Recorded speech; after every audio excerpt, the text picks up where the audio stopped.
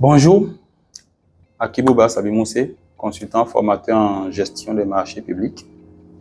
Et on va parler aujourd'hui d'une notion qui pose beaucoup de problèmes et qui est une des bêtes noires quand même des spécialistes marchés publics. Il s'agit de l'offre anormalement basse. Offre anormalement basse. Je l'indique ainsi parce qu'il faut faire déjà attention en termes de conditions de forme. Vous savez, en droit, la condition de forme est quelque chose qui peut très vite vous desservir. Les offres anormalement basses, en réalité, on ne va pas beaucoup discourir, sont les premiers ennemis, si vous regardez bien, de l'exécution efficace et de la pérennité d'une acquisition. Parce que vous avez généralement des prix qui sont très bas et qui ne reflètent pas en réalité les réalités économiques même de l'acquisition ou autour de l'acquisition. Donc, les acheteurs publics sont généralement exposés à ce risque. Ce risque-là, c'est d'attribuer in fine un marché à une entreprise moins-disante quand vous êtes bénéficiaire dans la dynamique de moins-disance et pouvoir avoir plus tard une entreprise qui ne pourra pas exécuter le marché parce qu'elle a mis des prix qui ne sont pas réalistes ou elle n'a même pas intégré certains aspects de constitution de son offre. La question de forme dont je parlais, c'est qu'il faut déjà faire attention au niveau des acheteurs publics que vous êtes. Lorsque vous avez face à vous des offres et qu'il y a une offre qui, je dirais, tape à l'œil, parce que visiblement, je dis bien visiblement, elle est très en dessous des autres. C'est que si vous voulez demander des justificatifs, il faut faire attention à la manière dont vous demandez. C'est là que la condition de forme est très importante. Il ne faut jamais parler dans votre requête d'offres anormalement basses. Il faut parler d'offres suspectées d'être anormalement basses. À ce moment, ce n'est qu'une suspicion, ce n'est pas encore avéré. C'est un peu comme si vous arrêtez quelqu'un, on arrête quelqu'un et on ne lui accorde pas la présomption d'innocence. On estime directement qu'il est coupable. Eh bien, c'est la même situation ici. Donc, tant que ce n'est pas encore établi, vous ne pourrez pas parler d'offres anormalement basses. Vous parlerez d'offres suspectées d'être anormalement basses. Donc, le vocable que vous allez utiliser pour traiter ce dossier-là doit être très prudent pour respecter les conditions de forme.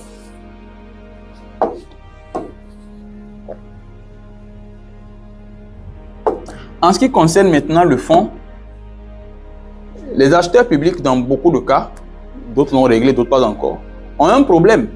C'est qu'ils n'ont pas de référentiel. Comme je l'ai dit tout à l'heure, si vous vous souvenez, visiblement. Donc, c'est en regardant les montants, on peut dire, mais ça, attention, ça pose problème. Est-ce que... Donc, c'est malheureusement encore arbitraire à ce niveau. Et certains acheteurs publics manquent encore de références techniques pour déjà, leur permettre d'avancer sereinement et de pouvoir suspecter de façon sereine, mais aussi de ne pas commettre des entorses à ce niveau-là. Et là-dessus, je pense que les législations doivent quand même beaucoup travailler. Certaines ont réussi cela et moi, je suis très admiratif parce que certains ont pris le risque dans leur législation de pouvoir aller et de donner des éléments techniques aux acheteurs publics. D'autres, pas encore. J'ai eu la chance de travailler avec beaucoup de pays.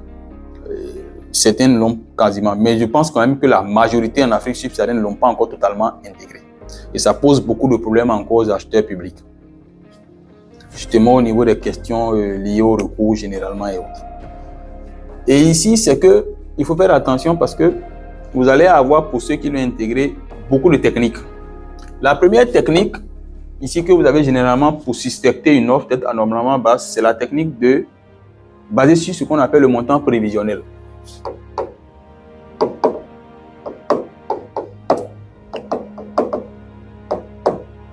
Le montant prévisionnel, elle est toute simple. Elle veut juste dire que toute offre financière dont le montant est 20% en dessous du montant prévisionnel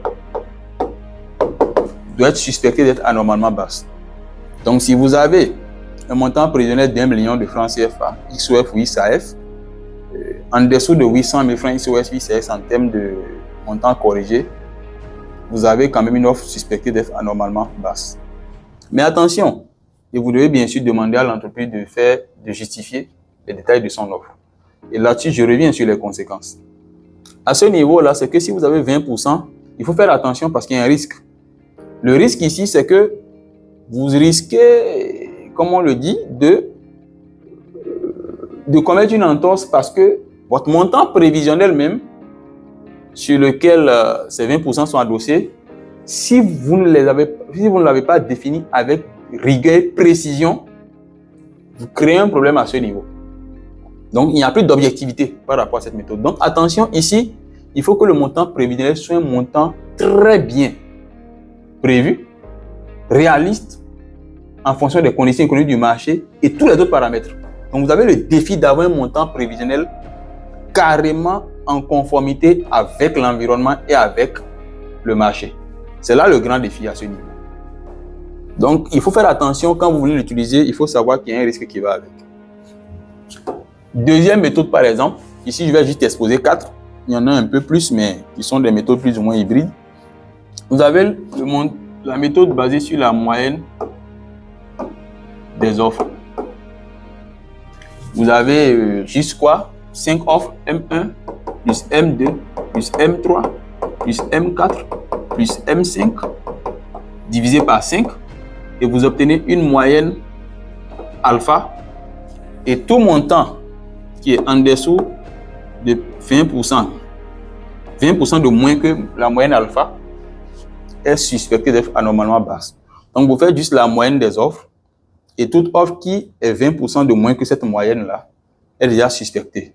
Mais attention, ici, le défi, c'est que vous devez avoir beaucoup d'offres aussi. Parce que si vous avez une ou deux offres, c'est compliqué. Il faut avoir beaucoup d'offres, un nombre suffisant d'offres pour pouvoir rendre cela pertinent. De l'autre côté, j'avais dit 4, je vais m'arrêter à 4. Vous avez aussi la technique de l'écart type.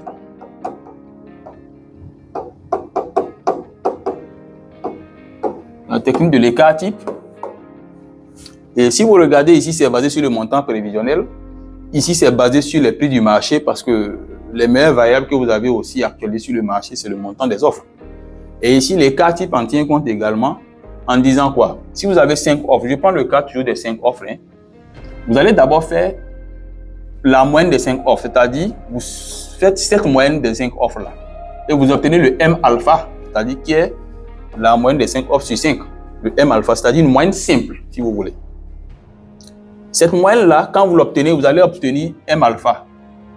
Vous comparez M alpha à chaque montant, ici. C'est parce que je n'ai pas voulu réécrire.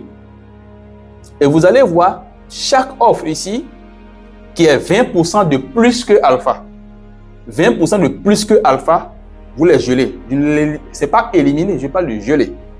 Supposons qu'après traitement, on s'est rendu compte que ce sont ces M4 et M5 qui font 20% de plus que alpha. Donc, ce sont ces deux-là qu'on va geler. Et on a maintenant quoi? On a M1, M2, M3.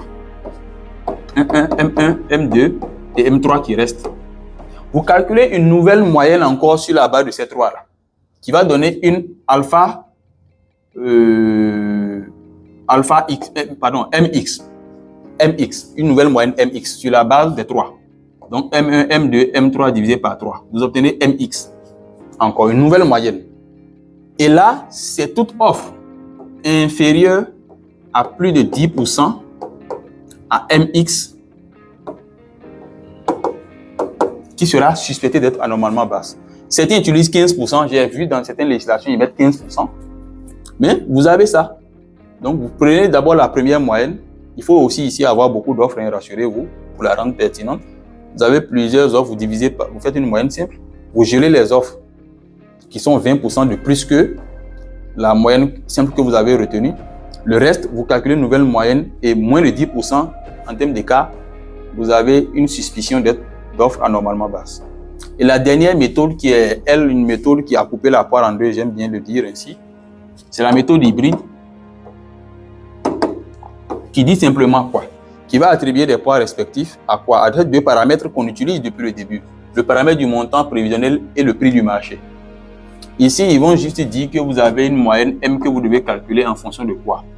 Un poids de 0,4% pour le montant prévisionnel. Un instant, je vais mieux écrire.